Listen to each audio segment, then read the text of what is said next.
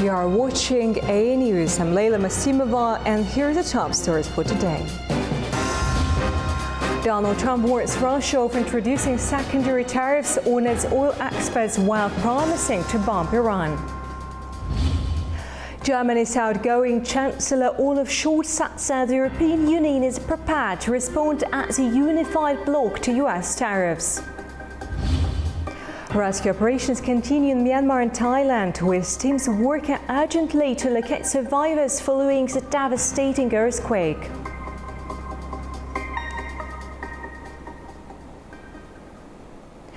US President Donald Trump is ramping up the pressure on Russia and Iran by threatening steep economic penalties, and in Iran's case, even military action if diplomatic efforts stall. The warning signals a sharp escalation in the administration's foreign policy approach. US President Donald Trump says he's prepared to impose secondary tariffs on Russian oil exports if, he says, Moscow continues to obstruct negotiations for a ceasefire in Ukraine. That's according to an interview with NBC News. He's referring to penalties that he could place on other nations and businesses that engage in trade with Moscow. The move would target global buyers of Russian oil, potentially pressuring allies and rivals alike. The tax hikes potentially could be as high as 50%. But Trump says he believes that Russian President Vladimir Putin will come round. I think he'll be okay. But if he isn't, I was disappointed in a certain way. Some of the things that were said over the last day or two having to do with Zelensky, because when he considers Zelensky not credible, supposed to be making a deal with him, whether you like him or you don't like him. So I wasn't happy with that. But I think he's going to be good. And I certainly wouldn't want to put secondary tariffs on Russia, but if they were put on, it would not be. The president has also threatened similar action against Iran, warning that if Tehran refuses to negotiate a new nuclear agreement, the consequences could be military in nature. He was quoted saying that failure to strike a deal could result in bombing, the likes of which they have never seen before. We're going to make a decision on secondary tariffs on Iran based on whether or not they're going to make a deal. If they're going to make a deal, then we're never going to put secondary tariffs on. We're going to hope they have a great, long, and successful life as a country. But we'll see what happens. It's very interesting. I can't imagine them doing anything else but making a deal. It follows Iran's rejection of direct nuclear talks with America after Trump sent a letter to Iran's supreme leader earlier in the month, urging renewed diplomatic engagement. However, Iranian President Masoud Pezeshkian says Tehran is open to indirect negotiations. Direct negotiations with the US have been rejected, but Iran has always been involved in indirect negotiations. And now, too, the Supreme Leader has emphasized that indirect negotiations can still continue. Since the collapse of the 2015 nuclear deal, it's believed that Iran has ramped up uranium enrichment well beyond previously agreed limits. Western powers argue this signals a move toward weapons capability, but Tehran insists its nuclear activities are strictly for civilian energy use. Experts warn that secondary tariffs could strain relations with third-party nations and complicate global energy markets, already under pressure from multiple conflicts. US President Donald Trump says that Ukrainian President Volodymyr Zelensky could be reconsidering the key minerals agreement. Speaking to reporters aboard Air Force One, Trump warns that backing out of the deal could have serious consequences. Do you think they are right now? I don't know. I don't think so. I think he wants to make a deal. And I think Zelensky, by the way, I see he's trying to back out of the rare earth deal. And if he does that, he's got some problems, big problems. We made a deal on rare earth. And now he's saying, well, you know, I want to renegotiate the deal. He wants to be a member of NATO. Well, he was never going to be a member of NATO. He understands that. So if he's looking to renegotiate the deal, he's got big problems.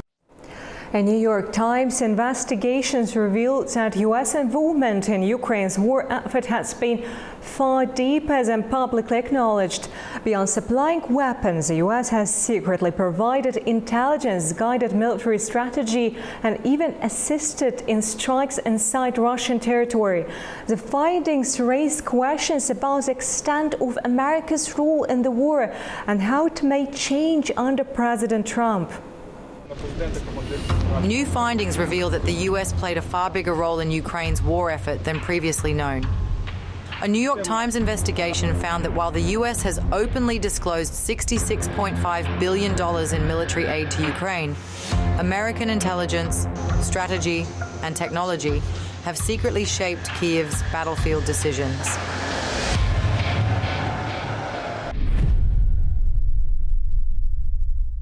At the center of this secret partnership was Task Force Dragon, a U.S. operation based in Wiesbaden, Germany. Each day, American and Ukrainian military officers worked together to identify Russian targets. Using satellite imagery, intercepted communications, and electronic intelligence, they pinpointed Russian military positions and supplied Ukraine with the precise coordinates needed to strike. This cooperation became crucial in the first year of war when the Biden administration sent HIMARS, a powerful long-range artillery system.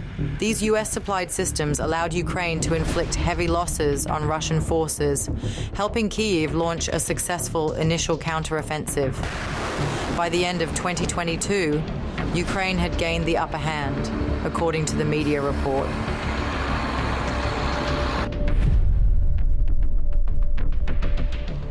As the war continued, the U.S. kept shifting its boundaries on its involvement. Initially, Washington insisted there would be no American personnel on the ground. However, over time, military advisors have been secretly deployed to Ukraine. First, they were called subject matter experts, but their role gradually expanded, with some moving closer to the battlefield.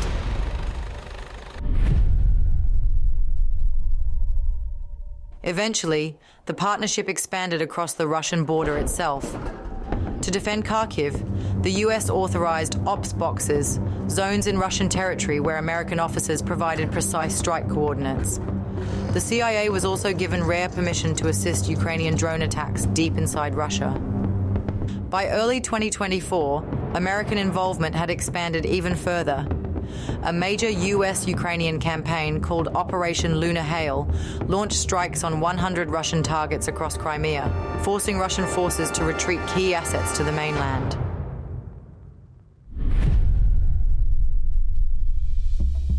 Despite all these efforts, Ukraine's 2023 counteroffensive collapsed due to internal divisions.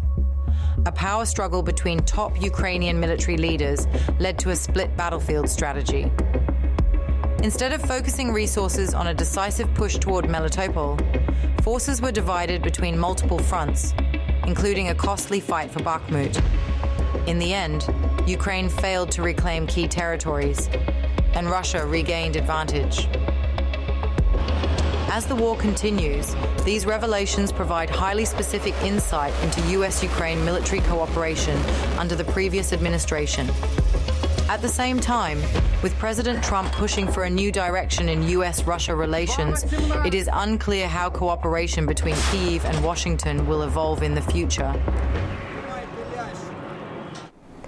Germany's outgoing Chancellor Olaf Scholz said that Europe is committed to cooperating with the United States, but the European Union is prepared to respond as a unified bloc to U.S. tariff hikes.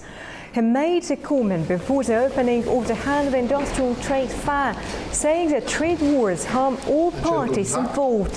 He stressed that Europe is not weak and reiterated that the EU's goal remains to cooperate with the US. However, if the US forces Europe's hand, particularly with tariffs on steel and aluminum, the EU will respond collectively. It is therefore also clear that we as the European Union will respond to the United States customs policy.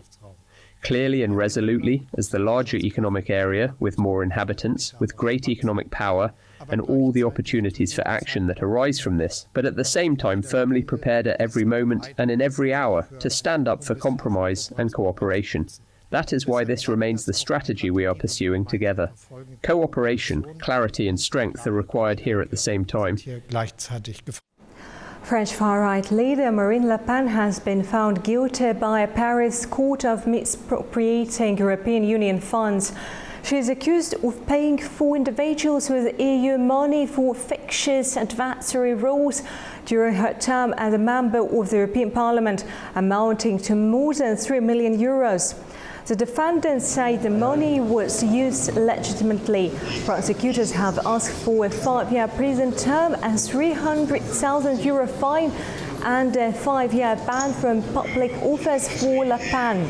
This conviction could significantly impact her political career, potentially disqualifying her from the 2027 presidential race. Le Pen has denied any wrongdoing and is expected to appeal.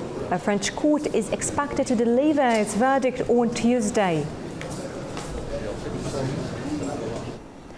Authorities in Myanmar are racing against time to save survivors trapped under the rubble after a massive 7.7 magnitude earthquake struck on Friday. It's one of the country's deadliest quakes in decades, and the need for humanitarian assistance continues to grow. Myanmar's government is urgently coordinating rescue efforts following the powerful 7.7 magnitude earthquake. Officials are racing against time during the critical 72-hour rescue window as the death toll surpasses 1,700 and more than 3,400 people remain injured. The disaster has also left approximately 300 missing. Because of the strong nature of the earthquake, some of the basement floor are collapsed down and some people are trapped in this area. We're trying to manage as much as we can, and also these fire service departments are working 24 hours in this day to catch up the golden hours and blue hours. International assistance has started arriving, with China being the first country to send a rescue team, followed by other nations. The earthquake, which struck near Mandalay, is one of the most powerful in Myanmar's history. Its tremors were felt in neighbouring Thailand, where a skyscraper collapse in Bangkok killed 18 people. Myanmar, located in a seismically active region, has experienced devastating quakes before, including a 6.8 magnitude quake in 2016 that damaged ancient temples in Bagan. However, the scale of destruction from this latest disaster has been described as the worst in over a century. Rescue teams in Bangkok are racing against time to find survivors trapped under a collapsed building. As a critical 72 hours window nears its end, a structure fell after a devastating 7.7 magnitude earthquake in Myanmar shook the city in Thailand. With at least 18 dead confirmed and 76 still missing, desperate relatives continue to wait for news. Relatives of workers trapped under a collapsed building in Bangkok wait under a tent equipped with makeshift beds and fans. They're seeking relief from the heat and intermittent rain as the critical 72-hour window to find survivors approaches. It's after a powerful 7.7 magnitude earthquake in neighbouring Myanmar shook the Thai capital on Friday. Kanika Numisri's husband is one of those underneath the collapsed construction site.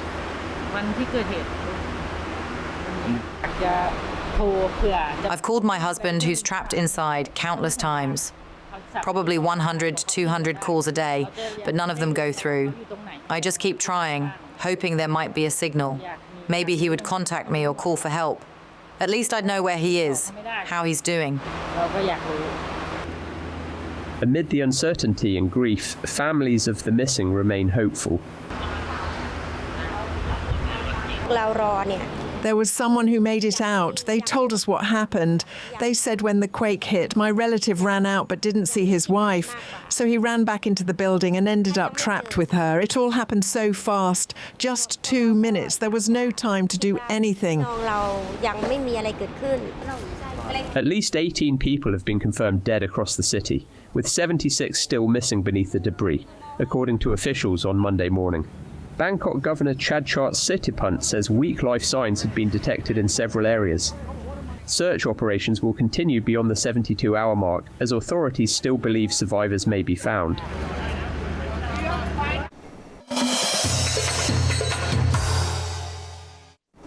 The US Middle East envoy's recent visit to Baku has set a floor for speculation. Steve Witkoff arrived in the Azerbaijani capital with a little fatwa and no official statement from Washington. The silence has only fueled intrigue. Some analysts suggest the visit may signal progress in peace talks between Armenia and Azerbaijan. Others see a deeper strategic play involving the US, Israel and Azerbaijan itself. So what lies behind this high-level visit, and what does it reveal about Azerbaijan's role on the global stage? A high-level visit to Baku has triggered waves of speculation across Azerbaijan and beyond. Steve Witkoff, the US envoy for the Middle East, recently arrived in the Azerbaijani capital, yet the visit was met with conspicuous silence from Washington. In her article for Israel Nation News, Rachel Avraham, CEO of Dona Gracia Center for Diplomacy and an Israel-based journalist, points out that while Azerbaijan's media has confirmed the visit, the absence of any US statement has led to widespread conjecture about the true nature of Witkoff's mission. According to the author, initially, many believed the timing pointed to progress in peace talks between Armenia and Azerbaijan. That assumption gained traction after US National Security Advisor Mike Waltz publicly called for a final peace agreement, the release of prisoners, and broader cooperation for regional security and prosperity. Rachel Avraham underlines that Witkoff's background in Middle East diplomacy prompted a shift in interpretation. Some now believe the visit was less about Armenian-Azerbaijani normalization and more about cementing a deeper alliance between the United States, Israel, and Azerbaijan. This theory gained momentum following recent developments. Calls to repeal Section 907, which restricts US aid to Azerbaijan, and growing discussions about officially bringing Baku into the Abraham Accords. As a Muslim-majority, Shia country, Azerbaijan has positioned itself uniquely in the region. Its strong ties to Israel and the United States, alongside its independence from Iranian influence, have made it a strategic ally in an increasingly polarized region. Despite sharing a border with Russia and a Soviet legacy, Azerbaijan has preserved its political autonomy. Its vocal stance following a recent plane crash incident, openly blaming Russia, signaled that Baku does not bend under pressure, not even from Moscow. Azerbaijan's long-standing relationship with Israel and its energy cooperation with the European Union only reinforce its image as a pro-Western player. Its recent opening of an embassy in Israel is a symbol of that strategic alignment. Against this backdrop, Azerbaijan is emerging as a rare diplomatic bridge able to navigate relations with Russia and Iran while fostering close ties with the West. Its geopolitical balancing act makes it a potential mediator in the world's most intractable conflicts from Ukraine to the Persian Gulf. But such positioning comes with risks. Azerbaijan's growing cooperation with Israel, particularly in sensitive security matters, could trigger backlash from Tehran. In a region defined by sharp sectarian divides and unresolved conflicts, one misstep or even a misinterpreted gesture could upend Azerbaijan's hard-won credibility as a neutral actor. Still, Azerbaijan has proven adept at playing on multiple boards simultaneously. Hosting EU-led peace talks with Armenia while engaging with Russian-led economic blocs reflects its pragmatic approach to diplomacy. Witkoff's visit may well be part of a broader American effort to empower Azerbaijan as a stabilizing force, one that serves Western interests without becoming overly exposed. In many ways, this strategy mirrors the business-like diplomacy seen during the Trump-era transactional, interest-based, and results-driven. For Washington, peace doesn't require perfect alignment, only predictable cooperation and mutual benefit. But navigating alliances in the South Caucasus is no easy task. Deep-seated grievances, overlapping interests, and historical wounds complicate every negotiation. Azerbaijan's challenge will be to continue maneuvering between opposing forces without losing its footing or credibility.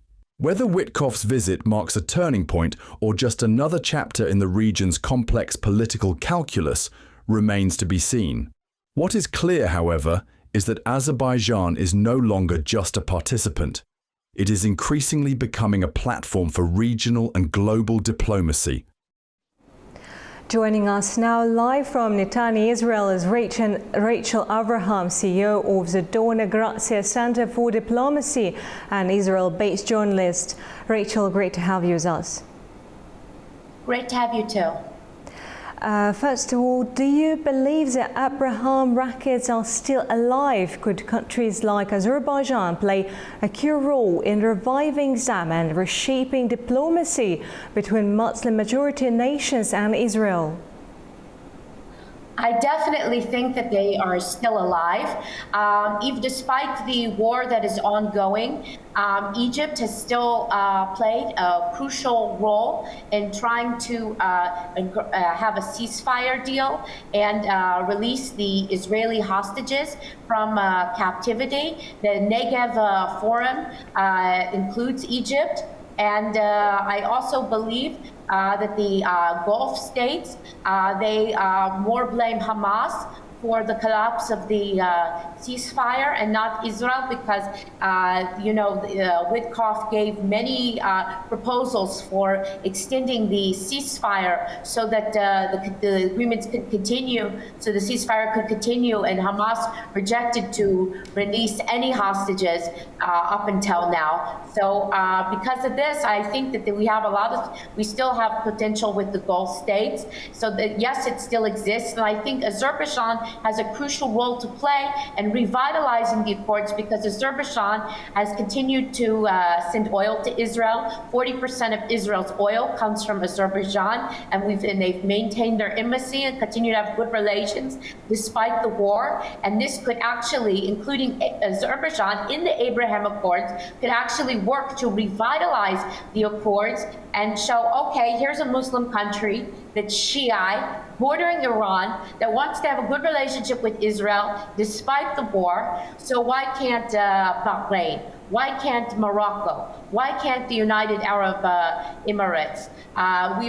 There's many, if you follow the Memory website, there's many commentators throughout the Arab world that are blaming Hamas for what is going on and not Israel because of October 7th massacre. And they said that Hamas basically is responsible for the destruction of Gaza, not Israel. So I think that there's definitely a potential for a revitalization of the Abraham Accords, especially with Trump. And I believe these countries can very much help Israel reach a ceasefire agreement that will see the end of the war and the release of all of the hostages. Interesting answer. And why do you think the American side remained largely silent about Steve Witkoff's visit? What might signal regarding Washington's current strategy or intentions in the region? I don't know if the Americans have entirely been bought off on the idea of incorporating Azerbaijan as a regional mediator between the United States and Russia, between Israel and Iran, incorporating them into the Abraham Accords, eliminating Article 907, which Jewish organizations and rabbis have been arguing for the removal of, and that the Israeli government wants to see very much removed because Azerbaijan's an ally of ours, and we think this Article 907 is very unfair. We want to see it removed. And it's very hard to get the United States to commit to doing that because, as you know, the Armenian lobby is very strong in the United States, very strong in the Congress. So to get this repealed is a very uphill struggle, and this article very much blocks strong trilateral relationship between Israel, America, and the United States, because it's a thorn in the side of the relationship between Azerbaijan and the United States. It doesn't affect the relationship between Azerbaijan and Israel, but it very much affects Azerbaijani-American relations. And this thorn in the side has to be removed in order to advance, including Azerbaijan in the Negev Forum of the Abraham Accords, in order to get the Azerbaijan to negotiate between the United States and Russia, in order to get Azerbaijan to be in a position where they can negotiate between Israel and Iran, maybe. You know, the current president of Iran speaks Azerbaijani, you know, so you guys could communicate with him in Azerbaijani and use that in order to get the proxies of Iran to end the conflict. Azerbaijan has a very strong strategic role to play in the middle. And it's very important that Azerbaijan be this impartial negotiator, and that's why it's very important that this article be removed, so Azerbaijan can rise to its true potential. Thank you very much indeed for your analysis. Thank you. This was Rachel Abraham, CEO of the Dona Grazia Center for Diplomacy, who joined us from Netanya, Israel. Azerbaijani Defense Minister reports that Armenian armed forces attempted 3 reconnaissance flights over Azerbaijani positions near Geranzur settlement using UAVs and drones. Furthermore, the ministry noted that from 10:30 in the evening on the 30th of March to 4:35 in the morning the next day, Armenian military units intermittently opened fire on Azerbaijan positions using small arms targeting areas from Goris, Basakechir and Chambarak regions. There has been no official response from Yerevan. The incidents come amid ongoing peace negotiations between the two countries.